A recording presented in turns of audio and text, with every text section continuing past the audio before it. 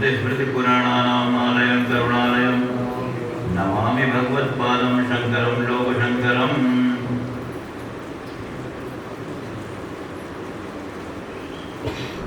ॐ सूतोवाच अरण्ये वर्तमानास्ते पाण्डवाः दुःखकर्षिताः कृष्णं दृष्ट्वा महात्मानं प्रणिपत्येदमब्रुवन्। सूत जी बोले, हे मुनियो और कार्तिक ऋषियों, अरण्य काल में जब पांडव लोग घूम रहे थे तो उस समय बड़े बड़े दुखों से बड़े पीड़ित थे। वहाँ उन्होंने एक बार भगवान कृष्ण को आया हुआ देखा तो सबने उठ करके प्रणाम किया और बोले, भगवान युधिष्ठिर बोले, कृष्ण आख्यायि भगवान व्रतम यद विश्व दुर्लभम यशाचरण मात्रेण दीक्षितम नरः। हे कृष्ण, आप ऐसा दुर्लभ व्रत जो विश्व में दुर्लभ हो ऐसा व्रत बताइए जिसके केवल आचरण से मनुष्य को अपनी कामनाओं की पूर्ति हो जाए।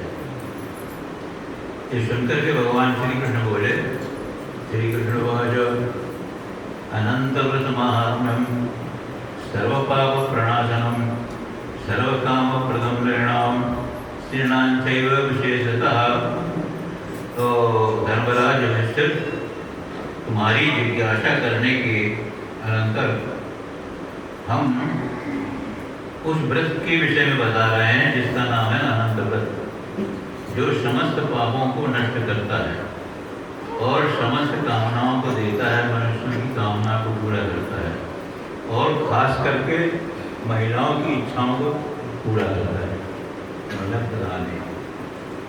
इस तरह से उन्होंने कहा, विधान बताया, शुक्ल पक्षे चतुर्दश्याम मासी भाद्रपदे भवे तस्याचरण मात्रेण सर्वपापैः प्रवर्तते। शुक्ल पक्ष की चतुर्दशी तिथि हो, महीना भाद्रपद का हो, उत्तरा भाद्रपद, और उसमें आचरण करने मात्र से समस्त प्राणी पापों से मुक्त हो जाते हैं। युधिष्ठिर बोले, भगवान कृष्ण कोयम त्वया ख्यातो यो नंतति विश्रुतः किम शेष नाग आहोष्य अनंतास तक्षतः स्मृतः परमात्माथवानंत उताहो ब्रह्म उच्यते एष कोनंद संज्ञो वै सत्यम में ब्रूहि केशव। हे कृष्ण, आपने जो अनंत व्रत का विचार विधान बताया तो आप हमको ये बताइए कि ये कृष्ण जो नाम लेते हैं ये कौन है, और ये जो अनंत है ये नाम तो नहीं है इनका, या फिर क्या भगवान शेषनाग का भी नाम अनंत है, या फिर कोई तक्षक जो नाग है उनका भी नाम अनंत रूप में होता है, परमात्मा या परमात्मा के स्वरूप से अनंत का ग्रहण होता है, उदाहो ब्रह्म उच्यते, या अथवा निर्गुण पर ब्रह्म के रूप में अनंत का उच्चारण होता है। एष कोनंत संज्ञो वै तथ्यम में ब्रूहि केशव। इसलिए हे केशव, अनंत संज्ञा से किसका ग्रहण किया जाता है, इस कारण इसका जो रहस्य है मुझे बताइए। भगवान कृष्ण बोले, कृष्णोवाच अनंतेत्यहं पार्थ मम रूपं निबोधय आदित्यादिषु वारेषु यः कालोपपद्यते कलाकाष्ठा मुहूर्तादि दिन रात्रि शरीरवान् पक्षो मासर्तु वर्षादि युगकल्प व्यवस्थया।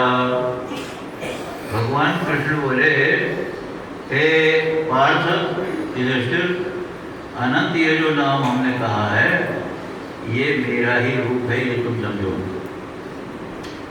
सूर्यादि ग्रहों में या सूर्यादि वारों में जो काल उपबद्ध होता है, सूर्य से लेकर शनिवार तक, इसमें जो काल संपन्न होता है उसमें कला काष्ठादि मुहूर्त सेकंड के हिसाब से जो समय व्यतीत होता है, या दिन रात्रि ये जो शरीर धारण किया है, या शुक्ल पक्ष कृष्ण पक्ष पखवाड़ा लिया है, या मास या ऋतु, 2 मास की एक ऋतु होती हो, या वर्षादि, या युग और 4 युग, सतयुग, त्रेता, द्वापर, कलयुग, और कल्प व्यवस्था, शिव द्वारा, जीवों द्वारा आदि कल्प हैं।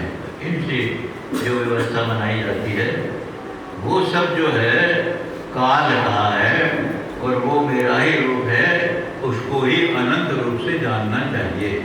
माने आप इस अनंत सूत्र को बांधते हैं तो समस्त काल को अपने हाथ में धारण कर लीजिए।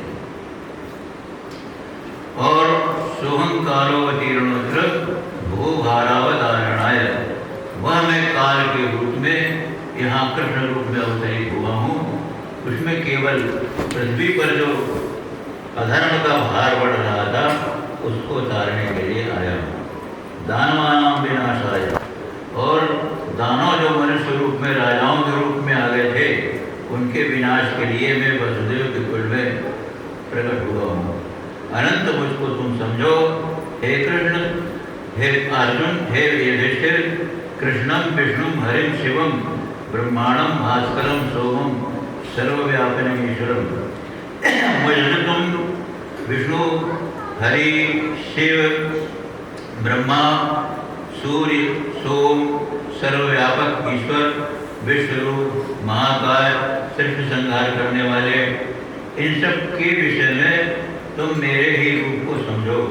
तुम्हारे विश्वास के लिए मैंने ये पार्थ रूप धारण किया है, पार्थ मैंने ये रूप धारण किया है। वह पूर्व में महाबाहु जो योगी लोग ध्यान करते थे, जो विश्वरूप था, अनंत रूप था, इसमें इंद्रादिक 14 इंद्र थे और 8 वसु थे, 12 आदित्य थे, 11 रुद्र थे, 7 ऋषि थे, समुद्र, पर्वत, नदियाँ, वृक्ष, नक्षत्र, देव, दिशाएं, भूमि, पाताल और भूर्भुवः स्वर्लोक, ये सब चीजें मेरे ही विस्तार के रूप हैं। इनके विषय में तुम कोई संदेह मत करो। युधिष्ठिर बोले, भगवान अनंत कृत महात्म्यम विधिम ब्रूहि जनार्दन।